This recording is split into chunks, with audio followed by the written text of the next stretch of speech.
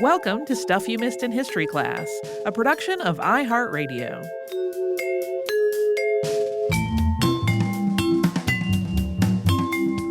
Hello and welcome to the podcast. I'm Holly Fry. And I'm Tracy V. Wilson. I almost said I'm Holly Friday. I don't know what that's about. I literally had to pull myself back. But today we are talking about Mary Elizabeth Lease. And I will tell you up front, she is a mixed bag. In initial research on her, what I kept finding was most biographical sketches describe her in pretty positive terms, even though she was not universally beloved.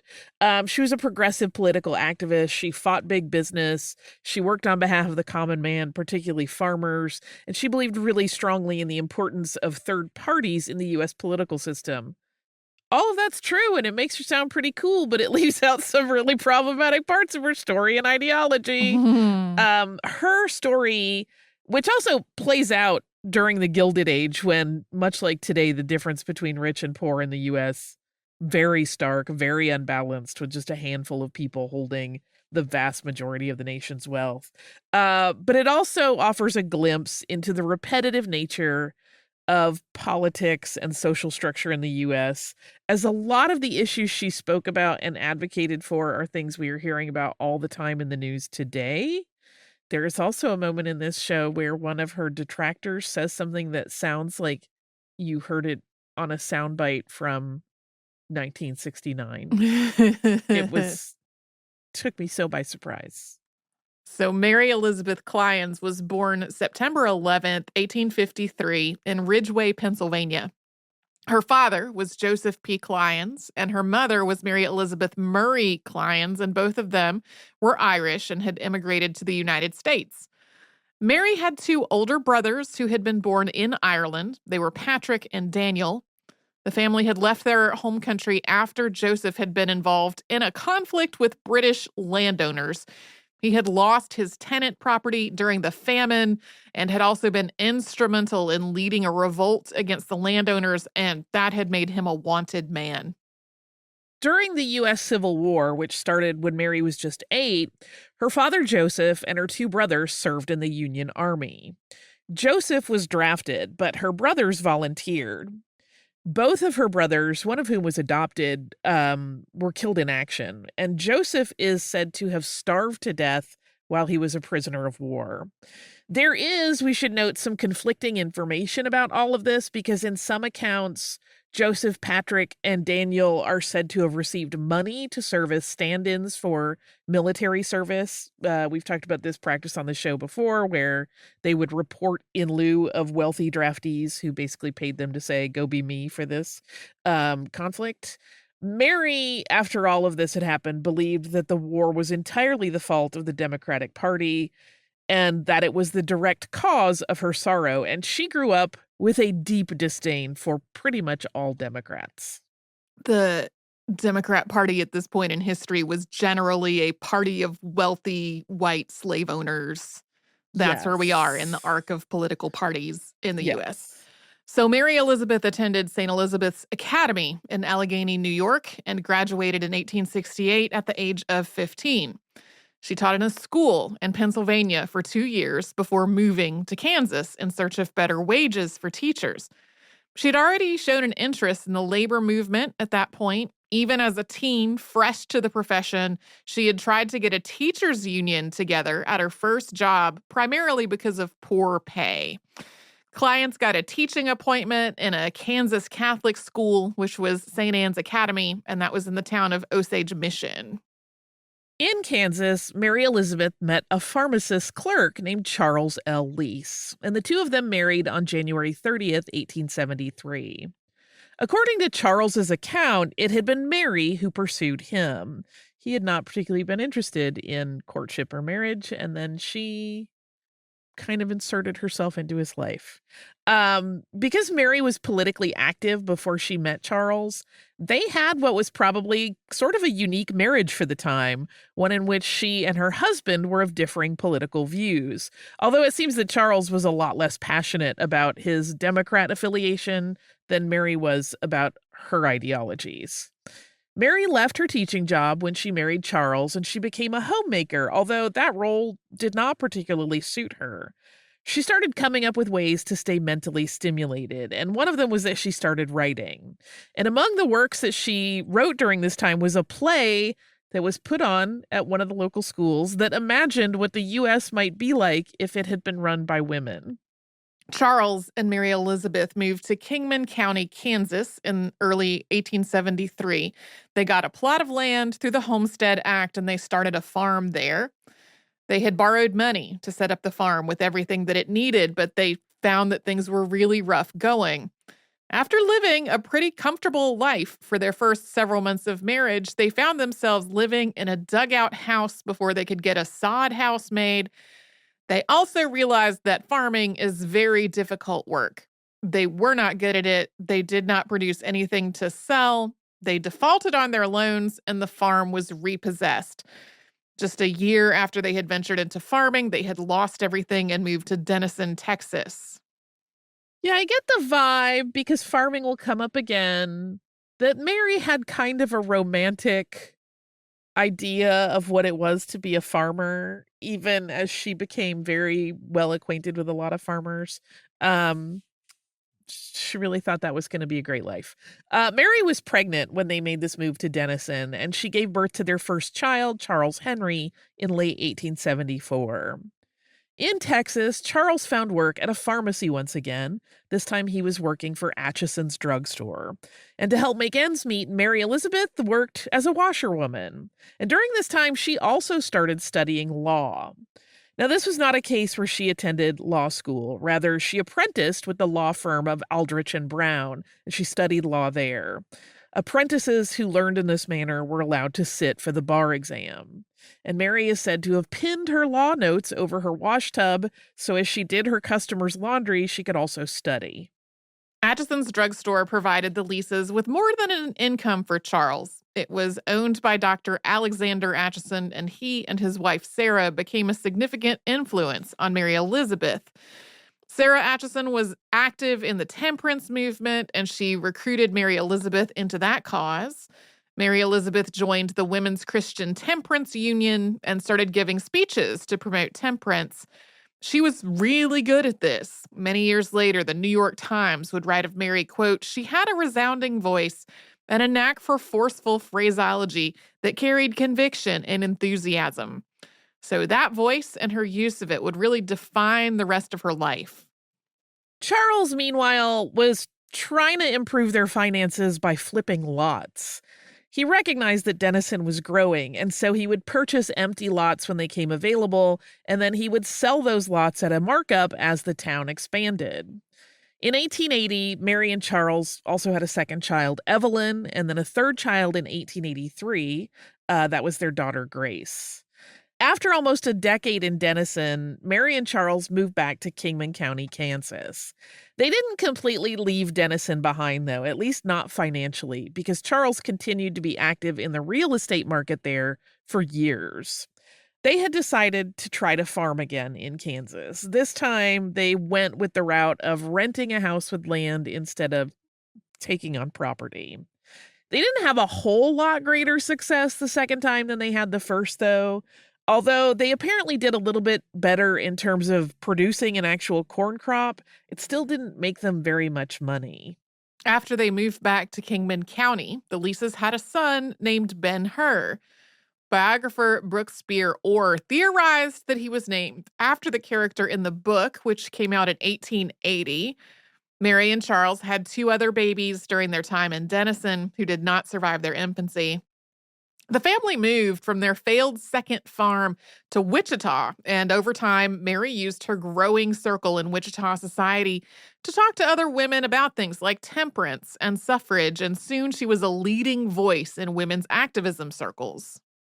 Mary became involved with the Knights of Labor, which had been founded in 1869 to advocate for reforms in labor practices, including things like an 8-hour workday, ending child labor, and also ending the use of incarcerated people as laborers, as well as other reforms. Unlike a lot of other organizations, the Knights of Labor also advocated for women's suffrage and labor equality. And through this group, Mary was engaged as a speaker. And that was something that brought her in contact with a lot of other activists of note, including Susan B. Anthony. Mary often invoked her own experiences when she talked about issues like class inequality and the ways that banking and industrial companies actively harmed the nation's farmers with their policies. We'll talk about another significant step in Mary's activism after we pause for a sponsor break.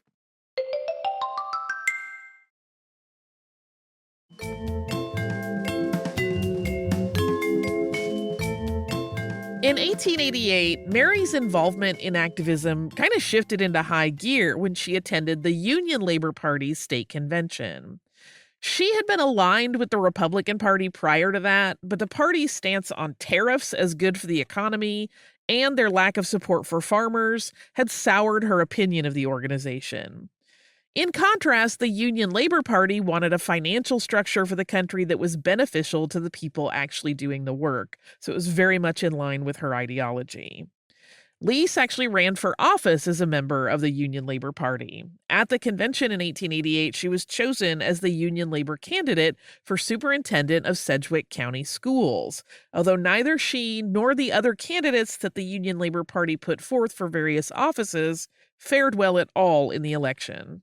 After the election, Lease stayed active in the Union Labor Party and even edited its newspaper.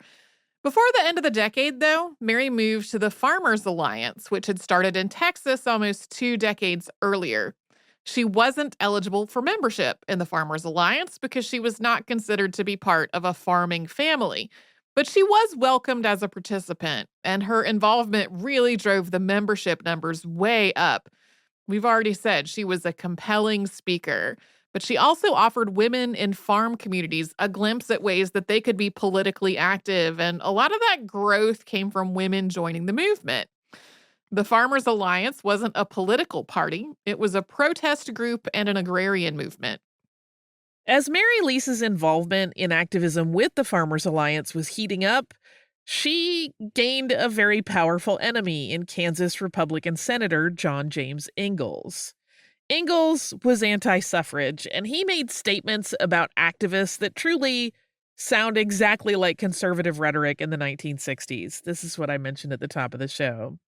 He said of women's suffrage that it was, quote, that obscene dogma whose advocates are long-haired men and short-haired women, the unsexed of both sexes, human capons and epicenies. That sounds like he's like, you hippies. Yeah, maybe without the capons and epicenies part, it does sound like he's talking about hippies. He and his wife made a lot of public comments about Mary Lease being unladylike and insinuating that she was quite vulgar. By the way, it wasn't like she was out there swearing. She just was very, very direct and very vocal. And that was not cool for women in their eyes. Mary, as a consequence, made it her mission to publicly criticize Ingalls for his stance and the entire Republican Party along with him. The two of them traded barbs in the press, and it made big news every time one of them said something about the other. And as this was all playing out, although she was really busy as an activist and she was still a full-time mom, Mary was able to complete her law studies, and she passed the bar exam in Kansas in 1889. And at that point, she and another woman named Mary Merrill opened a law practice together. During the 1890 election cycle, Mary campaigned hard. She made more than 160 speeches. Ingalls was up for re-election, and she and the Farmers Alliance were very focused on making sure he was defeated. In her speeches, she talked about how he and other Republicans were ensuring that wealth inequality was the standard, with a small group of men controlling most of the money in Kansas. Some of her rhetoric regarding Ingalls would be perceived as dangerously close to a threat of physical violence today, likening their vote to pulling a trigger to take out the mark. When Senator John Ingalls was ultimately defeated in the election, which took a long time due to legal tie-ups over certification, Mary openly stated that she was the reason why he had lost. This was probably true, at least to a degree. One of Lisa's most famous speeches during this time is often referred to by the title Wall Street Owns the Country, although you will sometimes also see it referred to by other names. And in this speech, she denounced the entire setup of the U.S. economy. This is a really good example of the kinds of things she said, so I want to include a lot of it. That speech opens with, quote, "This is a nation of inconsistencies. The Puritans fleeing from oppression became oppressors. We fought England for our liberty and put chains on 4 million of blacks. We wiped out slavery, and our tariff laws and national banks began a system of white wage slavery worse than the first. Wall Street owns the country. It is no longer a government of the people, by the people, and for the people, but a government of Wall Street, by Wall Street, and for Wall Street. The great common people of this country are slaves, and monopoly is the master. The West and South are bound and prostrate before the manufacturing East. Money rules, and our vice president is a London banker. Our laws are the output of a system which clothes rascals in robes and honesty in rags. The political parties lie to us, and the political speakers mislead us." The speech continues by noting that farmers were told they just needed to produce a good crop. But when they all managed to do so, they were told they had overproduced, and thus their various products like corn, beef, and eggs would be devalued. She notes that they were told that there was too much product, but according to the statistics, there were 10,000 kids starving in the U.S. every year. She finished with a threat, quote, "We want money, land, and transportation. We want the abolition of the national banks, and we want the power to make loans direct from the government. We want the foreclosure system wiped out. We will stand by our homes and stay by our fireside by force if necessary. And we will not pay our debts to the loan shark companies until the government pays its debt to us. The people are at bay. Let the bloodhounds of money who dogged us thus far beware." There is also another quote that's attributed to Mary during this phase of her activism, in which she was alleged to have told farmers in Kansas to, quote, "raise less corn and more hell." This is something that still gets repeated today, but she did not say it. And when asked about the quote, Mary said that no, she hadn't said it, but she did think it was pretty good advice. Mary's rhetoric and her speeches roused a lot of people, but by its very nature, it also turned off a lot of people, even in the groups she's most associated with. For example, the Daily Kansas People and other papers ran an account of the Farmers Alliance picnic that was held in August of 1890 that described an estimated 10,000 attendees, but also notes, after mentioning that M.W. Wilkins and Mary E. Lease were speakers, quote, "The speeches were of intolerable length and were not very well received." Yeah, I ran across that after I had seen several instances of people talking about the crowd she drew and saying, like, there were instances where 10,000 people at a time came to see her speak. And it's like, well, they were there for a picnic, and they also didn't all seem to really like it. In 1892, the Farmers Alliance, which had realized that their political influence would always be limited if they couldn't actually put candidates on ballots, formed the Populist Party officially. And Mary was, of course, a major player in the Populist Party, and it was within that group that she got the nickname the People's Joan of Arc. When James Weaver ran for president as the Populist candidate in 1892, Mary traveled the campaign trail with him. And Weaver was amazed at the way that Lease was received by people on the campaign trail. He described her in the ways you would describe like a rock star walking into an auditorium today. In 1893, she briefly ran for senator, but papers reported in January of that year that she had chosen to withdraw from the race. Some accounts noted that it was, quote, "in the interest of harmony." Her candidacy had caused so much debate, even among the people who supported her. There were concerns that she would be polarizing in a way that would lose the Populist Party votes, or that even people who agreed with her politics wouldn't vote for her because she was a woman.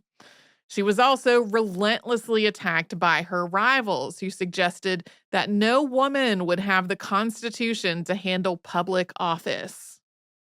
That same year, Mary also had a very public conflict in Kansas after she became president of the Kansas Board of Charities, and that was an appointment she received just after she withdrew from the Senate race. In this role, which oversaw a mix of asylums, homes for the poor, and specialty schools, she ran into problems in working with Kansas Governor Lorenzo Llewellyn, who had actually been the one that appointed her to that job. The two of them butted heads over a number of things, including connections to the Democratic Party. Llewellyn had run as a populist Democrat under the Populist Democrat coalition, and Lease hated this. She did not believe in the two parties fusing, and she was completely comfortable being very vocal about it, and also saying that she simply did not want to work with anyone who had been elected as a fusion candidate.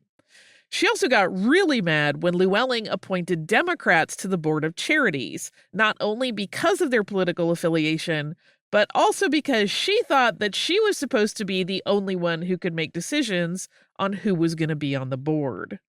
Llewellyn grew so irritated and frustrated with Mary and her furious pronouncements about his politics that he tried to have her removed from her role with the Board of Charities. This proved to be more difficult than he had anticipated, though. Mary fought him tooth and nail in his efforts to take her out of her position, and things got really ugly. Llewellyn's office even circulated rumors that she and presidential candidate Weaver had an affair on the campaign trail. And Lease accused Llewellyn of things like having taken bribes from the railroads. The conflict ended up in front of the Kansas Supreme Court, and Mary emerged victorious. Yeah, there were a lot of other allegations in the midst of all of that mudslinging, but those were like the two big ones. Although Mary had been legally vindicated at this point, her political standing really faltered in the wake of the court's decision. People really started to consider that she was so staunchly dug in on her views that she could never compromise or really work with others. And because she was seen as one of the primary voices of the Populist Party, that meant that shifting opinions about her also tarnished the party's reputation. This, in turn, led to poor support for the party in the 1894 election, and the party was unable to secure even a single office that it had run a candidate for. Although the political party tried to recapture its momentum, it kind of sputtered out before the century ended. Coming up, we're going to talk about Mary's book, which was kind of a rambling pastiche of socio-political ideas, and spoiler alert, it's got some problems. We'll get into it after we hear from the sponsors that keep the show going.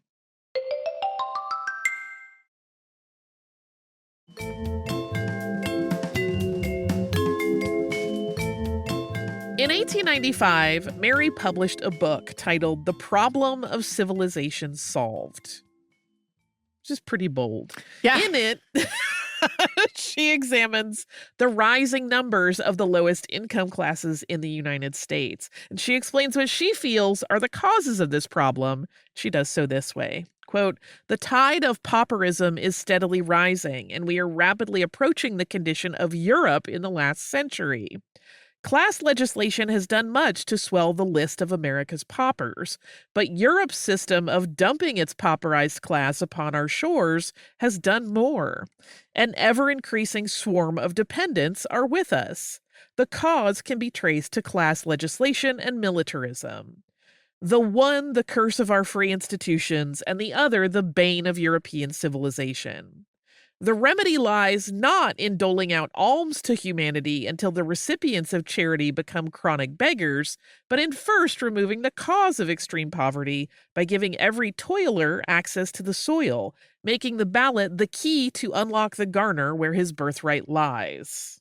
The solution she puts forward in this writing to pull people out of poverty is offering them land to work on with the potential to earn its ownership. Quote, "A cabbage garden or a potato patch with the incentive of proprietorship and compensation will keep drunkards from tippling, deadbeats from mendacity, criminals from crime, and prove not only the source of health, happiness, and honesty, as well as a source of revenue to the Commonwealth, but a panacea also for tough sinners where soap and water, sunshine and air, Work and play will take the place of the 7 sacraments and the 40 days fast on fish and eggs. It is time for earnest men and women to act. Never were needs so pressing and deeds so necessary as today. Gigantic want and gigantic wealth step side by side, but the cry of the untaught, uncomforted millions sending forth like tortured beasts an inarticulate cry from the depths of their destitution and debasement is unheeded, if not unheard. So if all of this rhetoric sounds a little bit sketchy to you, rest assured, it gets a whole lot worse. And it really gets outright racist and white supremacist. And this is a racism that is completely slathered in white saviorism. She notes that one of the things that is damaging people is overpopulation. So the population, by which she really means the white population, should spread out by taking land from other people. Note, as we go into this, that this quote has some very outdated language. Quote, "The homeless condition of the highly enlightened Caucasian and the debased degradation of the Negro and Oriental calls in thunder tones to heaven for a great readjustment of the social condition of mankind. Europe and America are on the eye of a dire revolution, before which all modern civilization may go down to ruin in blood and fire, or perish more slowly beneath the iron hoofs of Russian despotism. Between the dreaded modern Goth of Russian supremacy or universal empire and the vandalism of the British financial system, which threatens to enslave the industrial world, our civilization cannot long survive. The only hope of averting this universal reign of terror lies in inaugurating the most stupendous migration of races the world has ever known, and thereby relieve the congested centers of the world's population of half their inhabitants, and provide free homes for half of mankind.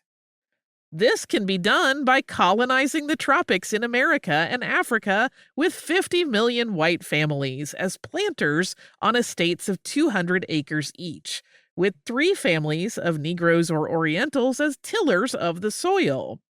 Through all the vicissitudes of time, the Caucasian has arisen to the moral and intellectual supremacy of the world, until now this favored race is fitted with the stewardship of the earth and emancipation from manual labor. The era has arrived when the Caucasian must either sink to barbarism or become the planter by occupancy of the tropics, and the professional man and business manager for the inferior races. The Oriental and Negro are in a pitiable condition of ignorance, destitution, and misery from a lack of proper encouragement and a just and intelligent supervision of their efforts. Cannot the resources and genius of Christendom rescue civilizations from its perils by tropical colonization?" She says a lot more, of course. She mentions, for example, how dangerous it would be if Russia were to diminish Britain's power in India, even though she doesn't love Britain, because that would undermine the arch of Western supremacy. In 1896, Lease moved to New York City, where she took on a number of roles that gave her an expanded platform. She started writing for the New York World and became an editor for the National Encyclopedia of American Biography. Mary's advocacy had made her famous, and her arrival in the city was reported in the New York Times in an article that opened with, quote, "We noticed that Mrs. Mary Elizabeth Lease has arrived in this city, and that she is to address public audiences on behalf of Mr. Bryan and the 53-cent silver standard." That Bryan was William Jennings Bryan, and while Mary certainly didn't want to join the Democratic Party, she did support Bryan in regards to his stance on establishing a silver standard, as famously stated in his Cross of Gold speech at the Democratic Convention in 1896. In it, Bryan concluded his argument for bimetallism with, quote, "Having behind us the producing masses of this nation and the world, supported by the commercial interests, the laboring interests, and the toilers everywhere, we will answer their demand for a gold standard by saying to them, you shall not press down upon the brow of labor this crown of thorns. You shall not crucify mankind upon a cross of gold." So that article in the New York Times that mentioned that they had noticed she had arrived in New York was not complimentary of Mary. It featured a quote that she gave to the press, which was, quote, "We out west think it's time for a financial system of our own without the interference of European moneylenders. Some people in the West think the East is acting very selfishly. It is the debtor party that is going to elect Bryan and Sewell." But the paper had dug up information on that mortgage that Mary and Charles had defaulted on in Kansas, having spoken with someone at the Jarvis Conklin Mortgage Trust Company. And the Times referred to this mortgage in question as, quote, "a matter of legitimate public interest." And it insinuates that Mary and other populists were basically trying to cheat the system by never paying back money they borrowed and then claiming that this was because the odds had been stacked against them. This is an example of how the overall conflict regarding the Populist Party was playing out on the public stage. Mary and other members of the party were lobbying for legislation against predatory lending practices, while their opponents responded that farmers had basically just been bad at business. When Mary moved to New York with the children in 1896, she had done so without Charles, and the couple started living separately at that point. The press had hinted for a long time that their marriage must be trouble. There were insinuations that a woman like Mary couldn't be a good wife, along with other barbs at both her and Charles. There had also been a distance growing between them, some of which was just a matter of logistics. Mary was in demand as an orator, and so she wasn't home a lot of the time.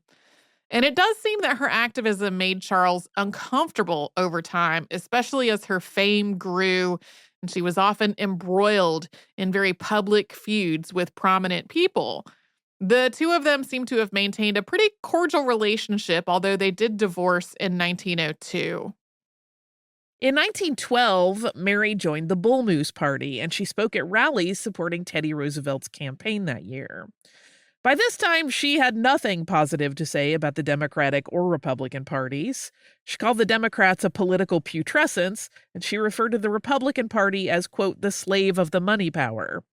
But she felt like Roosevelt aligned with what she had advocated for as a populist, and she even stated to the press that, quote, "Rooseveltism spells populism." But she didn't stick with Roosevelt, and by 1914, she was critical of the party, claiming that it had stolen its entire platform from the populists, and she claimed that she had not been paid her speaker's fees by Roosevelt's campaign. So she made a switch to supporting Woodrow Wilson, but that didn't last, largely because he was really not a supporter of women's suffrage. As the 19-teens wound down, so did Mary. She retired from political life by the end of the decade, although she was still involved in various reform movements, especially in support of women's interests. She lived in Brooklyn until 1930, when she moved to Long Eddy, New York, on the Delaware River. Mary Elizabeth Lease died on October 29, 1933, in Callicoon, New York, from complications of a leg infection. She was 80 years old at the time, and as her obituary in the New York Times noted, quote, "the populists were fighting for direct election of senators, postal savings banks, government control of railways, federal supervision of corporations, the initiative and referendum, the income tax, woman suffrage, prohibition, and free silver." She lived to see every one of those planks, except the last, put into effect. To varying degrees of success, I'm glad. Right. That is what is kind of a very abbreviated version of Mary Elizabeth Lease, because she was so publicly active that there is a lot of documentation of not only just what she said, but how people perceived her, which was not always great. Mm-hmm. We can talk about some of that on behind the scenes, as well as that really problematic yearn for colonization.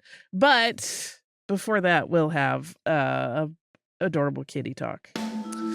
This is from our listener, Kelsey, and it's a short email, but it is adorable. Kelsey writes, "Just dropping a line to wish you a merry festive season and grace your inbox with an image of my cat assistant, Jack. He was desperate to help with baking, but had to settle for early morning coloring and podcast listening. With gratitude for all you do to educate and entertain us huddled masses in bleak midwinter and all through the year." Jack is an adorable orange creamsicle baby. Oh, his little feet. He's so cute. He's so cute. And I also want to give a shout out to Catherine, who shared her adorable orange tabby on Twitter and is pretty insistent that he is not one of the smart ones. But he's adorable and he looks sweet as pie. So thank you. If you would like to write to us, you could do so at historypodcast@iheartradio.com. You can also subscribe to the podcast on the iHeartRadio app or anywhere it is that you listen to your favorite shows.